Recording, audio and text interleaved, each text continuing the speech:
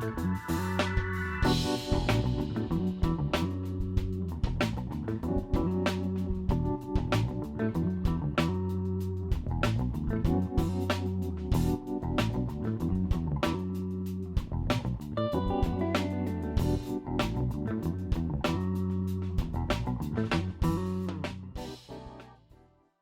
everyone.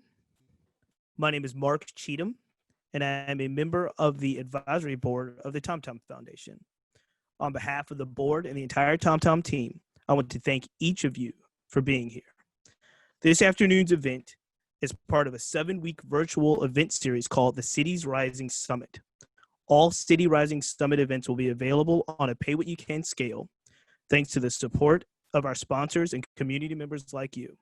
If today's program resonates with you, please consider becoming a contributing member to the foundation. You can do so on our website, tomtomfoundation.org/give. The title of today's talk is How Can Art Institutions Be Good or Even Great Community Partners? And features the executive director and president of 2 major urban arts institutes in the Mid-Atlantic region. They are both leading the way in building their organizational philosophies around inclusivity, collaboration, and community action. This event is part of a week of thematic programs that focuses on the arts and is brought to you by the Elizabeth Graham Firestone Foundation and Davenport Posner Wealth Management, whom we'd like to thank for their incredible support. With that, I am pleased to introduce to you our moderator for this afternoon, Ruby Lopez Harper, who is the Senior Director of Local Arts Advancement at Americans for the Arts. Ruby, how are you today? I'm so great. Thank you. A wonderful way to be brought into our session today. Mark, thank you so much for the wonderful music and your friendly opening. So, Well, go ahead. We're honored to have you, and this is going to be an amazing program. So I'm looking forward to backing out and taking it all in. Thank you so much. Thank you, and no pressure. Woo! So I know everyone is here and excited to hear from our esteemed speakers today, as am I, and so excited to be sharing and participating and learning. I think this has been just such an incredible time, and so many of us are shifting and adopting new ways of doing things. And so I want to make sure that we have as much time together as possible. So with that, I like to start panels and conversations in settings like this in a slightly different way. And Samuel and Dominic both have indulged me. So what I would like to do is invite both of them to put their kind of short intro into the chat box. And I've also invited each of them to respond to a prompt I come from, just to share a little bit about who they are in addition to the title and the work that they do for the institution that they represent. And so I'm gonna share mine and then invite Dominic and Samuel to share theirs, and then we'll get our conversation underway.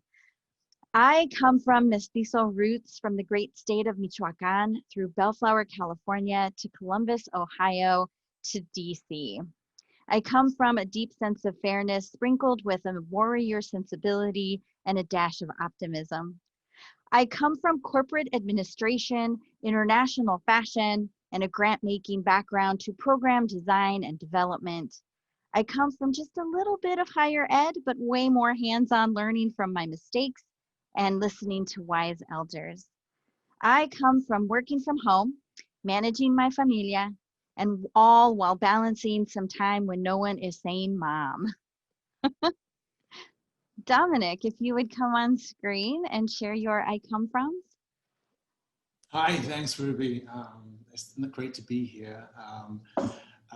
I come originally from the ruins of the British Empire in multiple different ways. I come recently from a US naturalization citizenship ceremony in Norfolk, Virginia, and I just come now from voting for the first time in this country. Thank you. Wow, powerful. So powerful. Samuel. Hi, everyone. It's good to be with you all. So I'm Samuel Hoy, president of Michael American Institute College of Art in Baltimore City. People call me Sammy, and I use he, him, his as pronouns. I come from a confluence of Eastern and Western cultures. I come from a colonial past, and I come from shapers of new tomorrows. I come from change. I come from pandemic navigation and the struggle for democracy and justice. And I come from an ongoing quest of purpose, impact, and joy. Oh, I love that. I love that inclusion of joy. It's so hard to find that space these days. So just a revisit, part of the conversation we're having today is about urban arts institutions and, do they have the opportunity to empower local creatives and contribute to community resilience? And obviously we believe they can. And so I'm so excited to have space to explore how leaders like yourselves are building your organizational philosophies around accessibility, collaboration, and community action. I'm hopeful that we can maintain a casual, light conversational air, but, there's always some interesting framing that I think is helpful as we embark on the conversation. So, Sammy, I wanted to invite you to talk a little bit about some of the work that you have going on at your institution around repositioning and some of the organizational integrity work that you've undertaken. Sure, yeah, so I'll speak a couple of minutes, but Ruby, you be the judge to say too long and then we'll move on. I'll move it back into the conversation because I want to Awesome. a dialogue to say it's good to keep it conversational. So yeah, I was very lucky to join MICA in 2014. So this is my 7th year, but MICA already has had a wonderful legacy and history of like 190 years or something like that. So when I joined, it was a really great opportunity to think about, what is the contemporary relevance for an art school? And also this is post pre-pandemic and even pre-Freddie Gray in Baltimore. But still, it was a moment, it was very clear that the world has kind of moved forward and the education model and the history and some of the habits have still kind of a little bit in the past. So with but there's so many good things going on, there's many great people. So I think the challenge was really how to respect the legacy as we must respect to the elders and the ancestry, but at the same time, gaze boldly forward. And so when you say my work, it's really not my work, it's really my work together with the entire campus community. So one of the first thing I saw was that MICA really has a bicentennial in 2026. So when I arrived in 2014, I could set like a 12-year time frame and re-invite everyone to have a very bold revisioning, but not so scary that we have to do everything in 1 to 2 years' time. So because of that, we took a very methodical way of really kind of looking at our DNA level, kind of brick by brick, layer by layer from the beginning. So we actually first, we invite the entire community to re-examine what is the contemporary relevance and mission and vision. So we ask the entire campus community from students, alumni, faculty, everyone, to say, what are the 3 most important things? We distill it down. And then we actually shaped a new set of mission and vision that was actually, I think everyone really loves on campus. No matter what kind of institutional critique, they always use that as being the framework to critique. So I won't repeat everything, but I just say that we build like diversity into, we build like the, make the world we imagine because we are making and thinking organization. We both create creative life and fulfilling lives and also contributions to the larger world, not just for ourselves. Very importantly for today's topic, we build Thrive with Baltimore to be in the middle of the mission statement. So we basically said we're rooted in Baltimore. We heard from our community. Everyone was very proud of being in the city, but we really never acknowledged the institutional mission. So we build that, and that actually becomes the ground for a lot of how we examine how we relate to the city and how we relate to it correctly, the lessons we learn, some of the collateral damages, maybe unintentionally we actually, made happen, and how can we correct that going forward. So that was very rich set. And then from that moment on, we've been looking at our kind of strategic plan and also programmatic impact and beginning to really shape piece by piece what kind of capacity and gaps and thinking gaps and knowledge gaps that we really have to have the humility to understand that we are missing as an institution, and how can our city be that thinking action partner, really 50-50 equitable partner, so that we can both be richer and better, together going forward. So we chose that word thrive with very, very carefully. We didn't say elevate, we didn't say improve, we didn't say strengthen, because we kind of want to say we are in this together kind of way. And I would say that's probably a good foundation for today's conversation. And later on, I can share some more concrete examples of kind of our growth and lessons learned. Every day is a new lesson, for us. Oh my gosh, I think that is just such a hallmark of what's happening right now, that the only thing that we can count on is change. And so every day it's a learning opportunity, right? We hear different things, we're processing everything.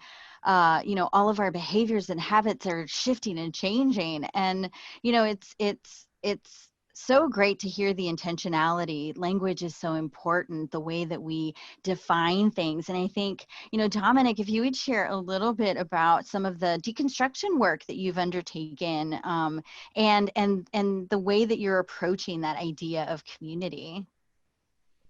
Well, it's, Sam was talking about a 200-year anniversary. We just had a 2-year anniversary. So we're talking about really different lifespans for our institutions here. I've only been here, I say only, I've been here like a little bit under 2 years. And so for me, a lot of it has been about coming in and understanding what has happened already in this place.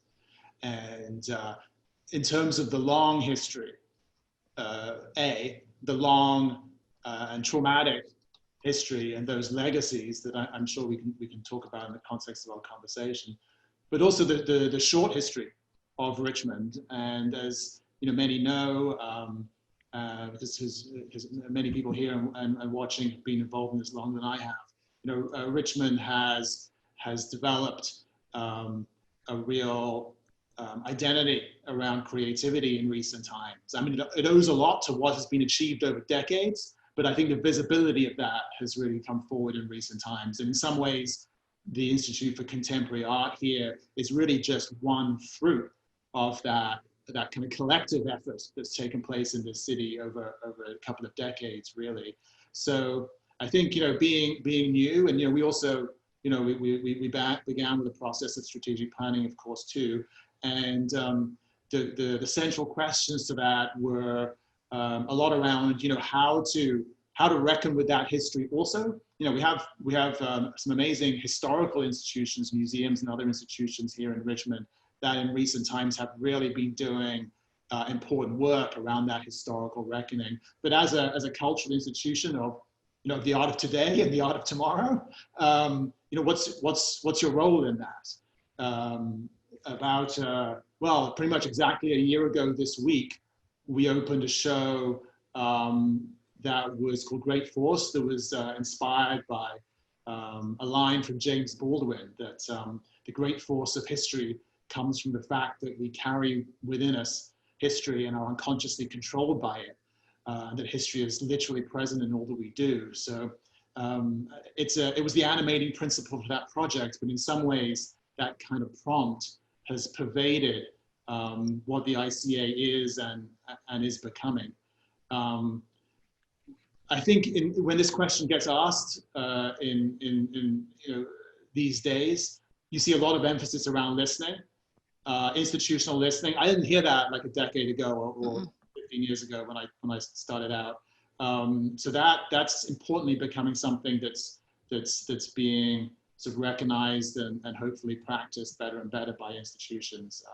Yeah, I think you begin with trying to understand what has happened already, and what kind of tool your institution is to move forward, to assemble and supplement the energies that are already active in the place that you are.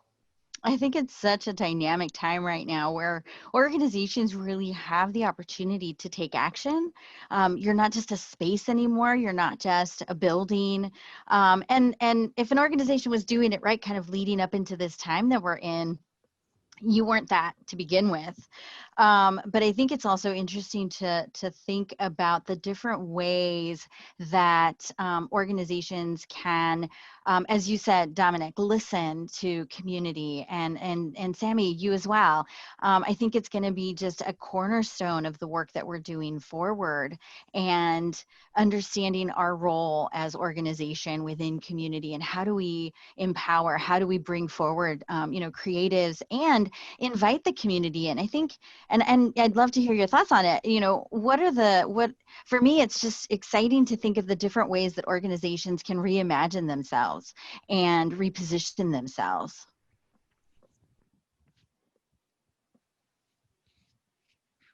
You want one of us to go first? Yeah, I mean, jump in, talk over each other. Yeah, so the conversation, right? So Dominique. Yeah, jump on, don't wait. Yeah, so, one of the kind of hallmark goals for us is really we have to come out of any kind of relationship with kind of community partners or or creative agents outside of our institution in a way that both sides are changing for the better. And so we should not have just coming together and then both of us, one of us being remain unchanged. So in order for that change, we really have to think about how we do things kind of differently. So I can think of a very interesting project at MICA right now. It's called kind of Natural Dye.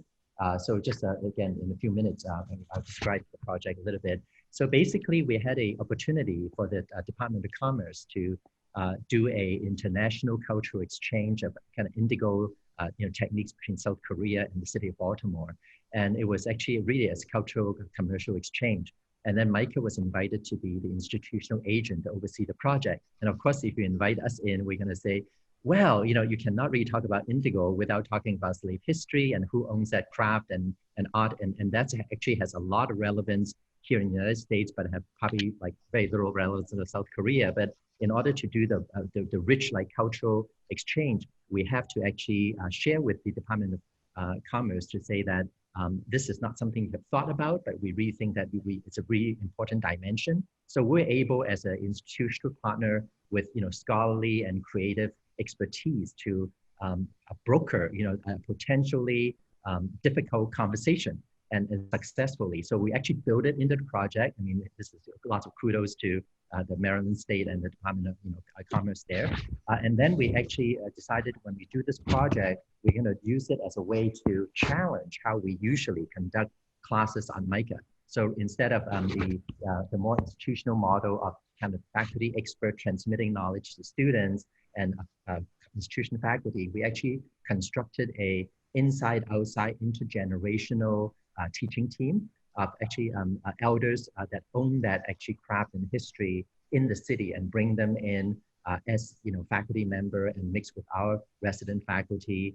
And then also we invited students from HBCU outside of MICA to join in our classes and also a community craft leaders to come in. And it's actually one of the best classes we ever ran, and it was so successful. We ended up running for another year and actually got a renewal grant from the Department of Commerce because they were also seeing that the exchange was so much richer than before. So now we actually, with that partnership, we're able to break down the traditional four walls of the institution, the traditional classroom model, and also a traditional way of actually even accrediting people with expertise.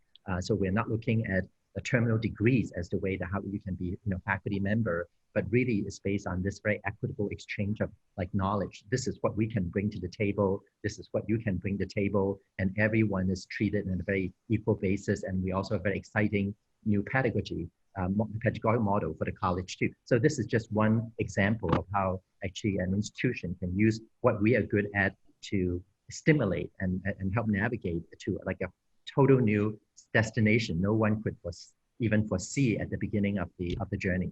Mm-hmm, mm-hmm. So you talk a little bit about mutual exchange, and I think that really is also another kind of hallmark indicator that's going to come out of what's happening right now, that no longer can it be a one-way conversation. It never should have been. We've been fighting that for ever. But now there's no other path. Everybody has to kind of come to the table with, it reminds me of the old stone soup fable or parable, that, you know, everybody brings in something and suddenly there's enough for everyone. And I think in this moment when everyone's trying to navigate, how are we going to make it to the other side, and how are we going to, you know, what does the future look like? It's an open slate in some cases, because this is carried farther than, you know, a lot of people had even time to think about reacting to. So, you know, Dominic, I don't know if you have any insight on. Well, yeah, I mean, the questions we're asking, you know, in many ways touch upon the resources of the local, you know, and, you know, the character of the local. I mean, it's obviously a theme of you know, it's part of the mission of TomTom, the kind of essence of these conversations.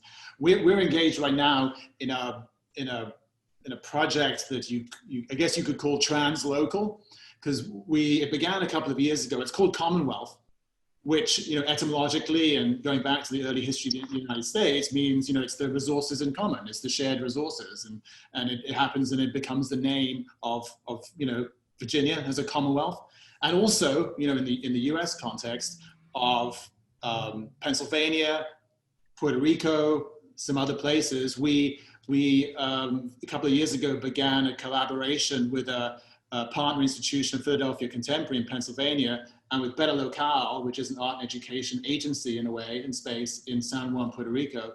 And our project was to present 3 parallel exhibitions in each of these places, that in each place was about the Commonwealth. And, you know, there really could not be more different localities within the framework of the US to think about Commonwealth.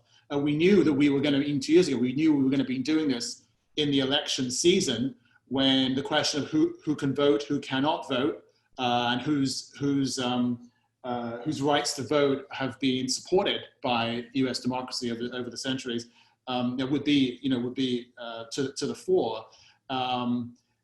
You know, in our conversation with our partners in San Juan about the idea of Commonwealth, the notion of common debt became equally important, and it became very palpable how hard it is in Puerto Rico to actually even put forward the topic of Commonwealth as something that should be explored by cultural projects, cultural institutions. So the process of these last 2 years has been really quite as much as part of the work as you know, as the product of it, and it's involved, you know, a consideration of the sharing of resources of all kinds across these 3 places, across these 3 different institutions. You know, it's been a way of thinking about institutionality. It's not a great word, but to think about, you know, the being of institutions in different places, and what they can and can't do, and what they should and shouldn't do in different places. When we get to 2020 and the pandemic, it became increasingly impossible, not only in San Juan, but also in Philadelphia, because that museum isn't built yet even, for those partners to do exhibitions. So it evolved over the spring and summer into an exhibition here in Richmond, and programming here in Richmond, but programming, publications, other things in those other places. So this whole, I mean, you know, the exhibition here is open and people are coming to see it, but in a way the lessons and in a way the meaning of this project is in how it's distributed, and also how it has responded to the pandemic circumstances and been transformed by them. Yeah, I love that you touch on the localities and the interweaving of different communities. And, you know, Sammy, you as well, when you talk about how deeply seated you are, and yet there's all of these shifts happening in Baltimore too. And I wonder, you know, what your thoughts are on, or your observations are on how this moment is redefining the way that we think about community, and the way that organizations should be exploring or compressing or layering because of the pandemic and what's happening, and how everything is moving and shifting, and just how is that going to affect the way that we define or that we approach community?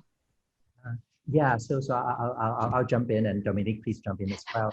So I think that, you know, first of all, I think as we all know here, we don't define community, we listen and let the community emerge and define itself. But in terms of how community actually evolved nowadays, I think there is a shift that's happening that's quite interesting to watch. And that is in the pre-pandemic day, before we are all doing like Zoom and meetings, back to back, the place and community are two kind of intertwined concepts, that the place kind of convenes and empowers community, while community defines and enlivens, a place. And it's the yin and yang of a holistic model. But place, I think pre-pandemic tend to be more physical and precise in location. But during the pandemic, as we are Zooming now, like in this space, we are active as if we are in a physical room together, even though this room that we're in doesn't exist at all. We are identified by common desires and identity and interests, right? So I think place become much more of a metaphoric kind of in nature. And I think going forward, we're going to see actually more and more that happening, that place is going to be actually more fluid, and community actually becomes more far-flung and more reaching. I think it has its kind of positive and deficits, to be truthful. We can explore that a little bit later on in the conversation. But I think it will actually have a kind of increased flexibility, inclusivity, and also kind of innovation of what communities mean, and who do we form, and who do we choose to intersect or not in terms of a kind of community. So I think that those are very powerful dynamics in shaping community. So I do think that community as a concept, as a reality, is going to take a different way and different way of actually bonding and bridging going forward.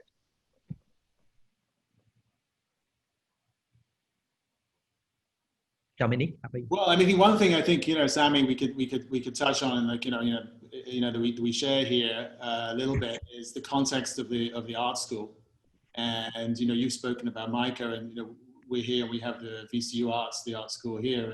And I think we were kind of regional rivals a little bit, right? In terms of sort of scale and kind of programs that we have. But I mean, it's another thing, again, of course, to think about educational communities.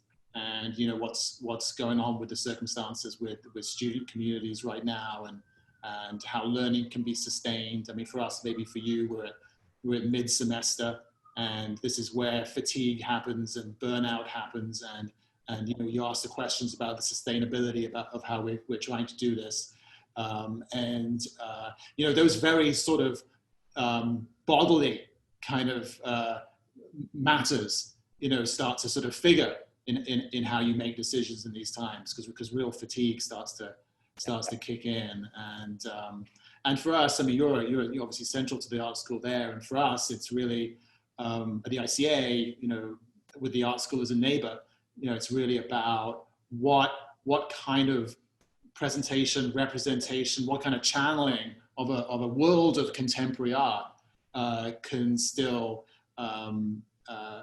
contribute to the student experience, and how we maintain those connections in this difficult time. Yeah, no, you brought up such a great point. I think in terms of kind of community, especially in the context to this panel's and TomTom's theme, kind of the well-being and the health of community is really, really important. And I think Dominique, what you touch on about how do we sustain the community.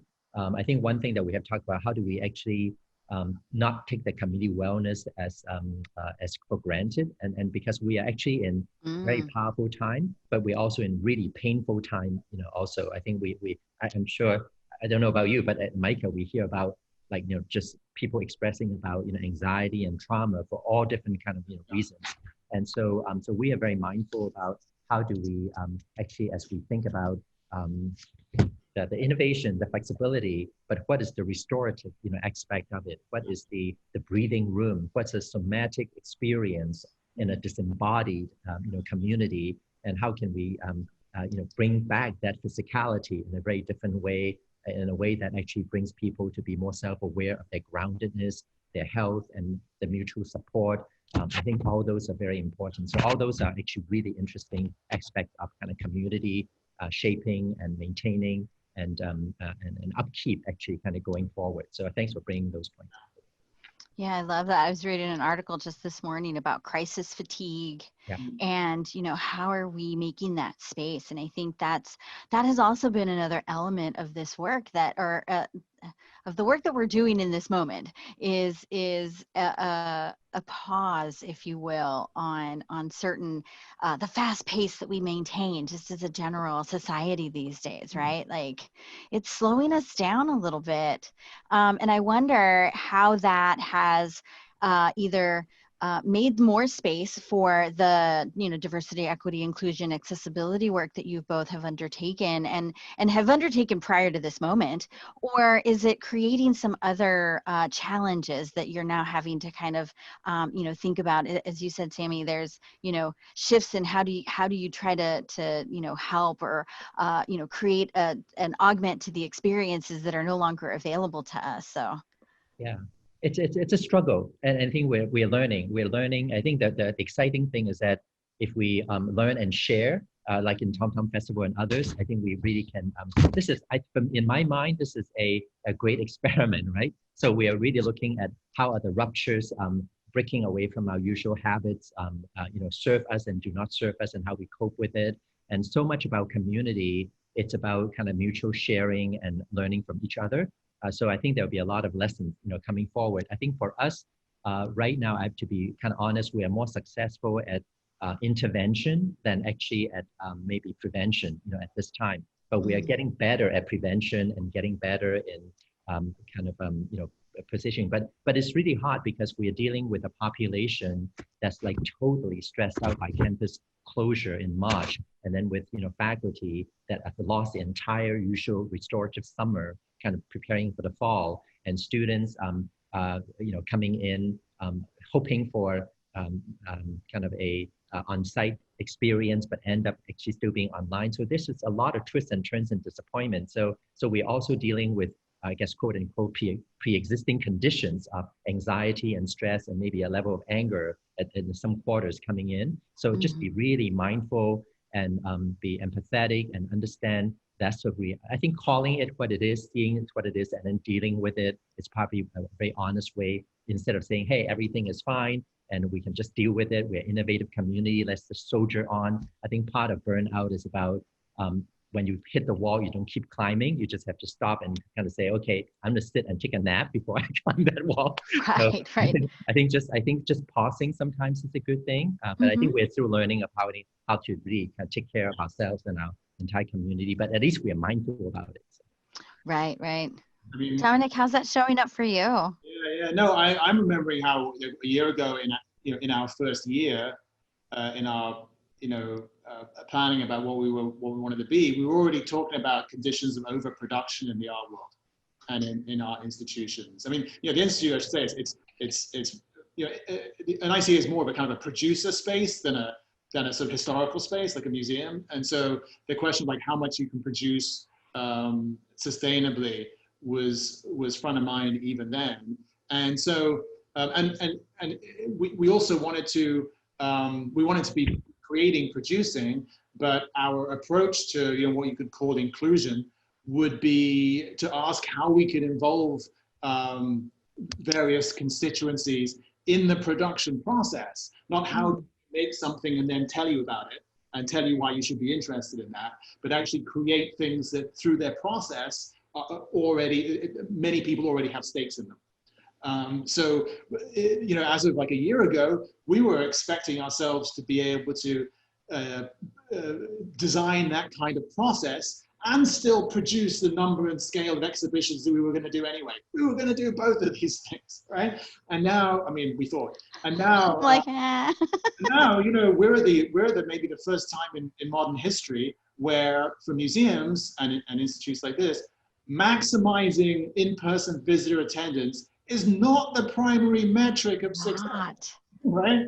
I mean, that's a very different, moment for us to be in. So all the other metrics start to emerge out of the shadows, and you start to think about how collaboration and collective study start and resiliency, become the aspects of your kind of shared cultural ecology that you want collectively to take care of. And then cranking out those exhibitions no longer becomes well, it never really was, like the primary, the best means to do that.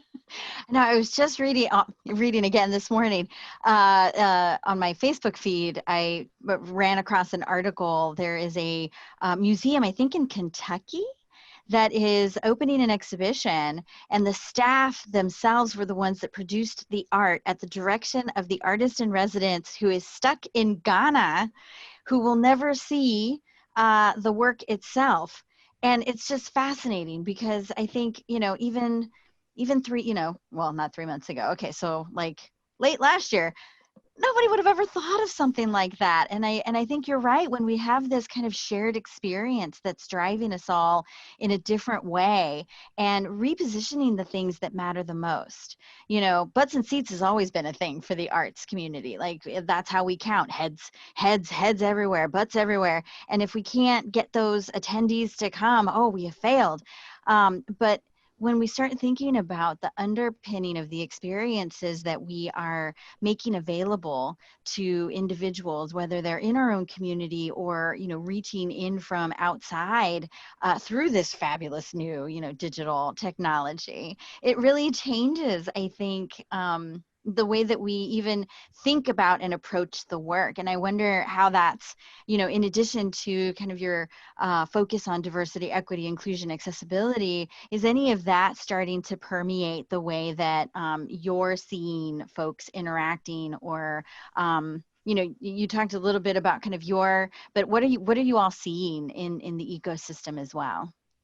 Yeah, I think from our kind of student body, internal body, there's been a big shift. Any kind of innovative, creative community is a very natural shift, right? And in spring, basically, no one was really too happy about going entirely online. But by fall, faculty and students already figure out how to make it work. So the experience and report is so much more positive in this fall already about the transition into that. But doesn't mean that it's perfect, but it's much better because we have people who are going to make it work, and that's the nature. But I think that going forward, I would say number one is that let's not ignore the fact that unfortunately the digital divide is very, very real and very alive. So when we talk about all this fantastic technology and access, we have to kind of be very mindful of those disenfranchised and marginalized members of our city or society that actually don't have ready access or a skill set to access that. So we try to, again, just be mindful and how we can actually help to counter that. We cannot fix the problem, but at least we can counter that. So having mentioned that, I would say there's really a lot of possibilities about how we actually mount exhibitions. Example, Dominique kind of mentioned how we actually use it way to kind of reach and make our education and also art making and actually selling, mixing. For example, at MICA, we are launching a platform because we don't have a gallery now.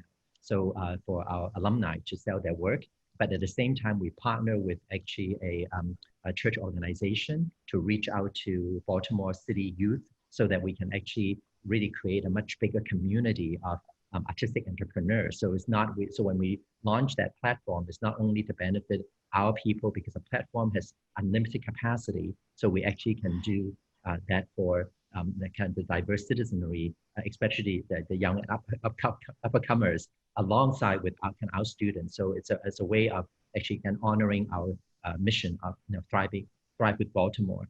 So there are multiple examples of that because the access is less limited, it's more open, we actually can create more reach and access and different way of composition.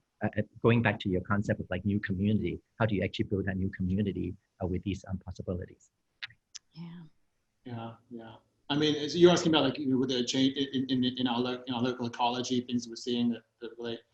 Yeah. Well, I mean, one thing to mention is in one of the projects that's part of this multifaceted Commonwealth initiative, one that was conceived in the early days and weeks of the pandemic, was this resiliency garden. Mark Cheatham actually put it in the chat, a link to it. There was a piece in the Washington Post and AP yesterday about it. It's just right outside the window here, and that's a kind of an aspect of a citywide initiative that Duran Chavez, who's an activist and urban gardener, has been pursuing throughout the months of the pandemic, and around creating, addressing sort of food insecurity in different neighborhoods of the city. And so which is obviously a question about resources and who has access to resources. So we're trying to sort of make a connection between a sphere of art and an adjacent cultural and social initiatives in the city that have really been part of this spring and summer. Similar way, we're working on a project with the activist group Southerners on New Ground, who have been central to the uprising for racial justice that we've seen since May and June. Yeah, it is. So interesting to see all of these facets coming together. And we've talked a little bit about the time beyond, the new normal, the folks that are saying back to normal, or the things that they were desiring that are now just not happening, and people are trying to shift. And I'm curious, I know in our prep conversation it was pretty lively, but we've been so quick to say back to normal, or quick to say new normal, which at this point we're already in a new normal than we were 3 months ago. But in this moment, or of this moment, what would you want to see us hold on to, or to see us still change, the things that are still possible that haven't manifested yet? But as this continues to push out, I feel like all the possibilities are on the table. So what's percolating for y'all? Dominique, you should go first. Okay, yeah, well, sure. No, I went first the last 2 times, so you go first. This care for collective process is, I think, essential for to those of us who work in cultural institutions that are, producing and presenting, and how participation in that collective process can be as equitable as possible. I think that's the sort of central, point for me, that we need to try and retain and develop new metrics around, or sort of embed the metrics that have sort of emerged in this time, because we all know that if you don't create your own metrics, others will create them for you and apply them to you. So, we need to actually sort of almost define success in a new way for our institutions, and hold on to some of the things that have become important in this period. I mean, I think it may be true in higher education too, in some ways, but through cultural institutions, there's a lot of sort of ground up activism to make cultural institutions less hierarchical, and it mainly applies to sort of big, sort of premium institutions in kind of big metropolises. But I think for the field generally, I think we've crossed the river in a way in terms of what's tolerable, in terms of sort of equity and sort of internal institutional justice, you could say. So I think we're into a new era. Whatever happens with the pandemic, we're into a new era in terms of what is expected of cultural institutions and how they function. I agree with all that, and I would say that I think for me, we've talked about, I think everyone's realistic to know that there's like no returning to the status quo normal, but people do use the term like the new normal. I'm optimistic. I like to think about how we're actually using, again, the ruptures, the experimentations, so we can actually craft a better normal, or maybe the next normal coming forward. I think that's the exciting thing for me. It's like, how do we remake and reimagine and remake our world, as we kind of go forward. So in order to do that, I would say that one thing, I think a great opportunity is really that maybe this is a time we can actually reposition the arts and artists in a very vastly different way, how they understood, because art and artists bring a certain kind of power to documenting, reflecting our times, but also I think in processing trauma in a way that actually people can understand and can bond with each other, rather than having a pain and trauma being something that actually break community apart, actually bring people together. And I think there's a very long tail to the pandemic time. So how can we, if the arts community and the individuals kind of makers are kind of strategic and smart together, and we can get the right partners, can we actually shape like a new path and a new narrative and new relevance for the arts and artists in both like local and national, and so that the importance of that going forward, because our world is really so broken right now. The only way forward is reset. So in resetting the table, can we recreate a whole new a seat and prominence, right, for the arts and artists in society? So that's my hope. I don't know exactly what it takes to do that, but I really believe that we should. That's what we should strive for. Yeah, I saw a meme or an artwork, I should say, a piece of art on Facebook 2 days ago. Not back to normal, forward to better. And I just keep, kind of rolling that around that, as you say, things are broken, but, isn't it, I think it's Japanese culture that that rebuilds the broken pottery with the gold. Yes. And the beauty in that. And I think we're in that moment right now. This so far, the pandemic has really blown out all of our projections and has exceeded the things that we thought were going to be reasonably possible. And I think it's just I'm kind of probably a rare bird in all of this, given my disaster insights and a lot of the work that I do. But I just think it's so, if you can get away from the deep tragedy that's happening right now, it's just such an exciting time. So I wonder if there's anything in all of this that has you genuinely excited about what's ahead. I know, right?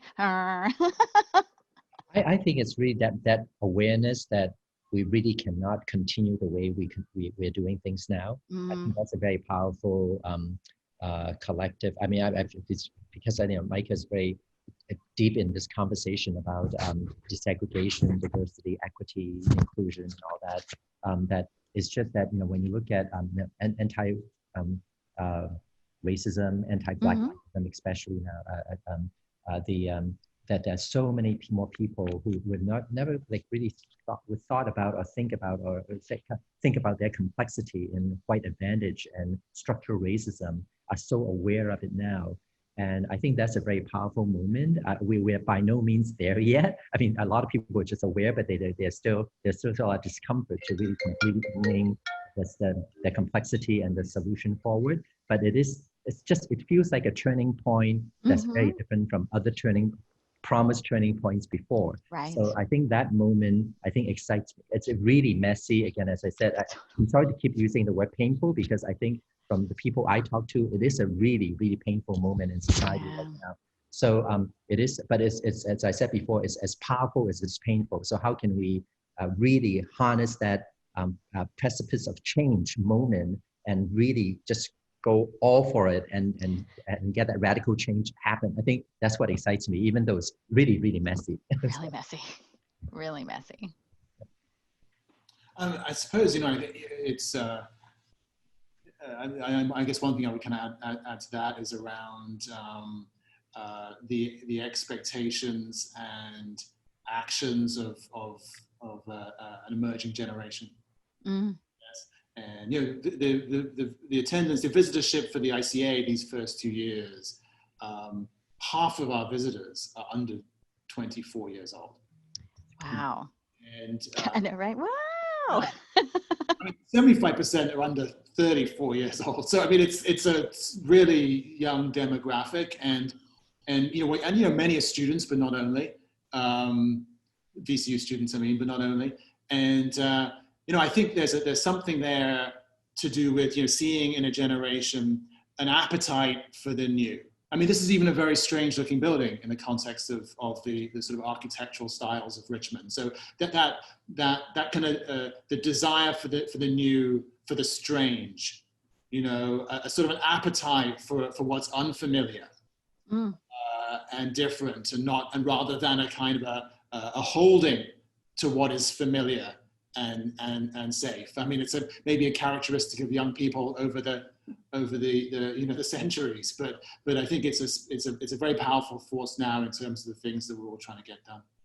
Yeah, it's such a great time to be looking at not the same solutions or not the same structures. Like I have been exploring, how organizations that work and succeed and thrive and sustain outside of the philanthropic industry, to see if there's things that we can bring into the conversation as organizations are thinking about, their longevity. And I think equally with young folks, like it's an opportunity to listen and understand the way that they're looking at the world right now, because they come unencumbered in a lot of ways. I think then those of us who have been through some of these seismic shifts in the way that we do things, and yet find ourselves going back to the familiar. They talk about the recession and all the shifts that happened, but really at the end of the day, 10 years later, we were kind of right back where we were leading into it. So I love that both of you bring that kind of openness forward.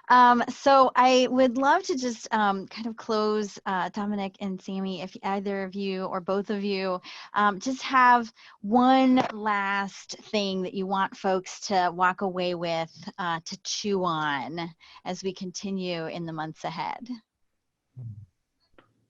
No pressure. Well, I think we almost, Ruby, I think you almost said it also a little while ago, but when you were talking about the new normal and the old normal and not the abnormal, the new abnormal. I'm feeling more and more, I'm sure we all are, that this doesn't end, right? What we're expecting here is a sort of slow fade into something else. And we may not even notice the transition. So, I think we're all, it comes back to the theme of sustainability. We're all really trying to find ways to continue in this way, and then, be nimble enough to respond to circumstances changing, opportunities arising. We're way past the point of sitting tight, holding our breath and waiting for this to be over. This is our life now, and it's our cultural life. And I think we just have to follow it, be responsive, and see where it goes. Absolutely agree. Since Dominique went really macro, I'm going to go really micro. So because I agree with everything he said, I cannot say it better. Since the theme of today is about community is made of people. And we talk about kind of resiliency, and we talk about how we actually build strength in the community. We have to build strength of people. So I would say that one concrete action, recommendation, or challenge for everyone is just to maybe through your own capacity, whether you're an institution or you're an individual, you're an entrepreneur like Robin, kind of find a potential community partner you might be working with, but go into the community and maybe not look at a community as an abstract entity, but find that one or two community elders and leaders who may not be the most visible, the ones with the most accolade, but really are doing really changes on the ground that people talk about, people feel their influence, and connect with that person either with services, resource, or just make a human connection. I think that's really when these kind of new reality, new structure, and new connections, new ecosystem begin to emerge on that very basic human level. And in my experience, some of the most gratifying kind of encounters, experiences is really just to reach out those unsung heroes and then making that connection and figuring out what are our kind of mutual kind of roles that we can play in the same room together, but in different ways. So I think that would be a good way to move forward. So. I love that. I love that. I think for me, just a couple of key things that I was jotting down as we were listening to the both of you share and reflect. Relationships are going to be key, and being open to change, listening for understanding, mutual exchange and mutual benefit, respecting history, and acknowledging all of that as we continue to reimagine what a better is going to be for everyone. And so with that, I want to say thank you so much, Dominic and Sammy. It has been an honor and a pleasure to be in conversation. And thank you to all the folks that joined us. And I'm going to turn it back over to our hosts to close us out. And thank you, Tom Tom Festival. Yeah, thank you all for being here, Dominic, Sammy, and Ruby. This was a wonderful conversation, and thank you for sharing your wisdom with us today. And thank you to everyone who attended as well for being a part of this. We hope that you will join us for the rest of the events throughout Cities Rising. This week, we're focusing on the arts. Immediately following the session, we have a meet and greet hosted by Aspen Institute's Danielle Christine Toussaint, and that link is in the chat for you to join. And lastly, I'd like to say thank you to our sponsors, the Elizabeth Firestone Graham Foundation and Davenport Posner Wealth Management for making this possible. Thank you all, and we'll see you soon.